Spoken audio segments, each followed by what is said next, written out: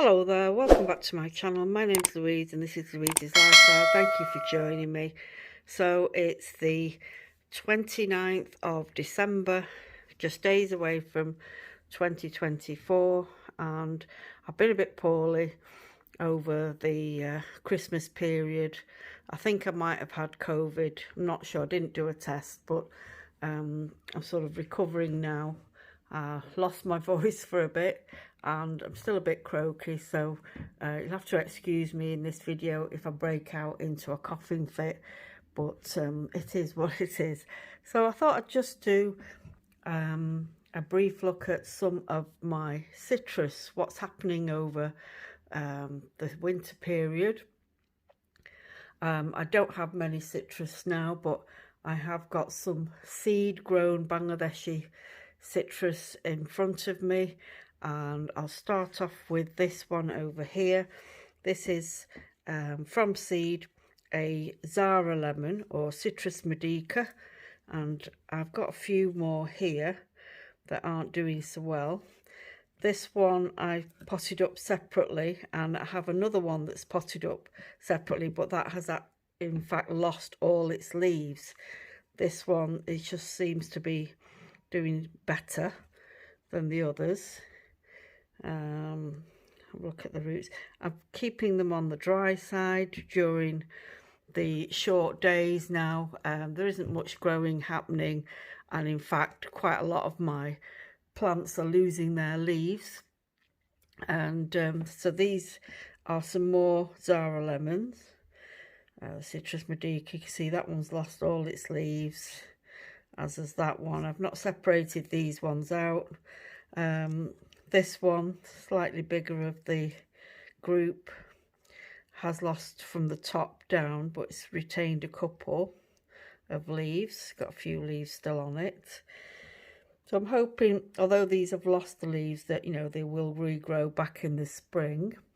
And at the same time as I planted the citrus medica or Zara lemon, I planted some other lebu, which is roughly translates into ginger lime.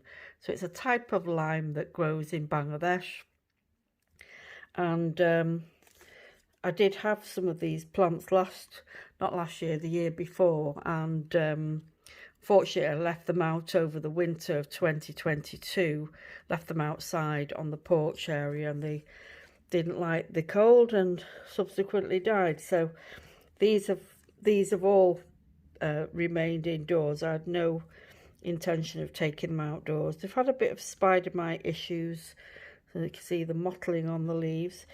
You can see the difference in the shape of the leaves of these other lebu. They've got like a long, oops, sorry, I thought I pulled the leaf off there. They've got a long petiole and a narrower leaf blade in comparison to the Zara lemon's got sort of virtually no petiole and sort of a rounder tip to the edge, to the end of the leaf. So yeah, these definitely look different, and these seem to have fared slightly better, you know, keeping the leaves intact. I haven't separated these out, I've just kept them in the same pot. And what else? Oh yeah, this is what used to be a mandarin, Vietnamese mandarin. I've got soil over my hands now. Vietnamese mandarin died back. It was grafted onto. At the time I didn't know what it was grafted onto, but it turns out that this is a pomelo, or zambura as they say in Bangladesh.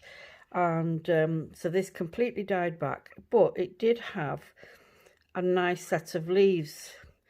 Pomelo leaves are growing at the top, which have fallen off recently. It had a little crown of leaves, and they've fallen off. And then as soon as they fell off, actually they came off this stem here, and there was like a bunch of them there. As soon as they fell off, these two started to emerge, very, very slow. And I suppose due to a lack of light, well, there is light coming through here, but it's a short day length.